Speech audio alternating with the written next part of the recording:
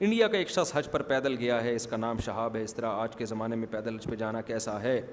بہت سے صحابہ سے، تابعین سے ثابت ہے پیدل حج پہ جانا. نبی صلی اللہ علیہ وسلم سے ممانعت بھی ثابت ہے. ایک عورت تھی یا مرد، اس نے منت مانی تھی کہ میں پیدل حج کروں گا. آپ نے فرمایا اپنی منت کو توڑ دو اور سواری پہ حج کرو اور دم دے دو. تو وجہ اس کی یہ تھی کہ اپنے آپ کو اتنی ٹینشن میں نہ ڈالا جائے. تو ویسے بیت اللہ کی طرف پیدل جانا یعنی اس اسلاف کا عمل بھی ایک طرف. حضرت حسن نے 20 دفعہ پیدل حج کیا ہے. حضرت حسن رضی اللہ تعالیٰ عنہ عراق سے کوفہ سے چل کے 20 دفعہ پیدل حج. وہ تو سوچ لیں وہ ریگستانوں کا ماحول اور وہ سب کچھ. تو اس سے پتہ چلتا ہے کہ پیدل حج پہ جانا کوئی بذات خود کوئی برا عمل نہیں ہے. لیکن نبی صلی اللہ علیہ وسلم نے منع کیوں کیا؟ اس لیے کہ اس میں مشقت بہت زیادہ ہے، موت کا خطرہ، بہت سارے مسائل ہیں. تو اللہ کے نبی نے پسند نہیں کیا کہ اپنے آپ کو غیر ضروری ٹینشن میں ڈالا جائے، غیر ضروری عذاب میں ڈالا جائے. لیکن اگر کسی میں اسٹیمنا ہے، آج کل حالات ایسے ہیں، امن سکون ہے، جوان آدمی ہے اور اس کو کوئی خطرہ نہیں ہے تو جائے. سمجھتے ہو؟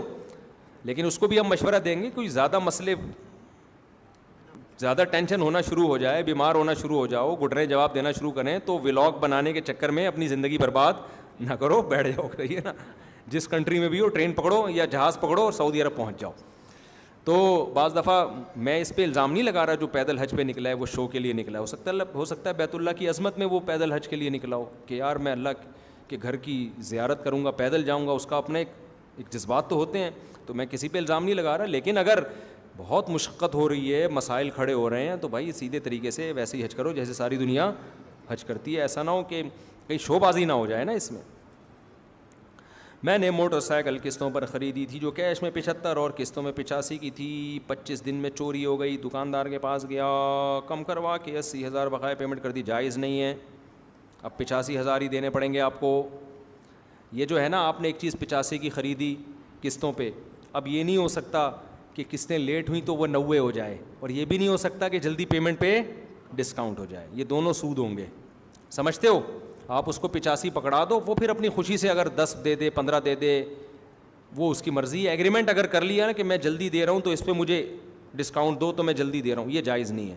ویسے آپ نے جلدی دے دی اور اس نے بغیر ایگریمنٹ کے ڈسکاؤنٹ کر دیا تو وہ تو کوئی بھی کسی کو ہدیہ دے سکتا ہے.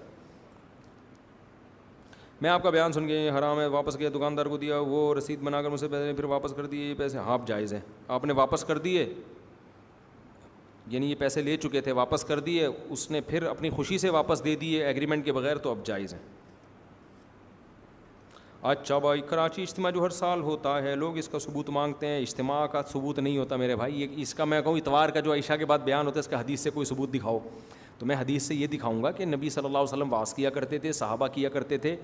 دن تو انسان اپنی سہولت کے لیے متعین کرتا ہے. تو تبلیغ والے بھی ایک ٹائم رکھا ہوا انہوں نے کہ سب لوگ جمع ہوں، کو اللہ رسول کی بات ہو جائے، تشکیلات ہو جائیں. تو وہ کوئی بھی دن ہو سکتا ہے. وہ موسم کے لحاظ سے، لوکیشن کے لحاظ سے متعین کر دیتے ہیں.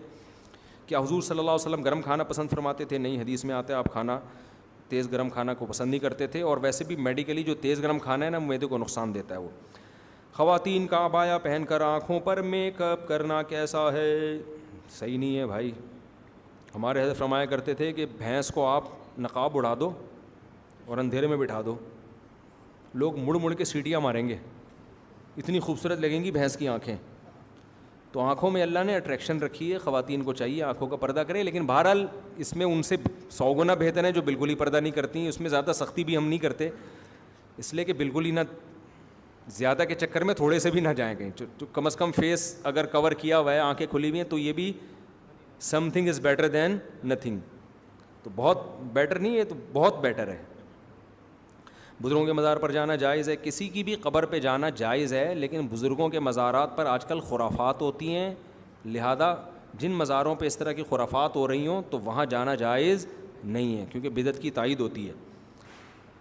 میرے بھائی یہ فرقہ وارانہ فرقوں کے نام لے کے سوال نہ پوچھا کرو. قیلولہ کتنی دیر کا کرنا سنت ہے؟ تھوڑی دیر. نبی صلی اللہ علیہ وسلم دوپہر کھانے کے بعد تھوڑی دیر آرام کیا کرتے تھے. یہ پیغمبروں کی سنت ہے، صحابہ کی سنت ہے. حدیث میں آتا ہے ان الشیطان لا یقیل، شیطان قیلولہ نہیں کرتا. تو آپ تھوڑی دیر سو جایا کریں، ٹھیک ہے. اب ہر آدمی کا تھوڑی دوسرے سے مختلف ہوتا ہے. اب دن رات کو بہت لمبی نیند لی آپ نے تو 15 منٹ بھی کافی ہے قیلولہ.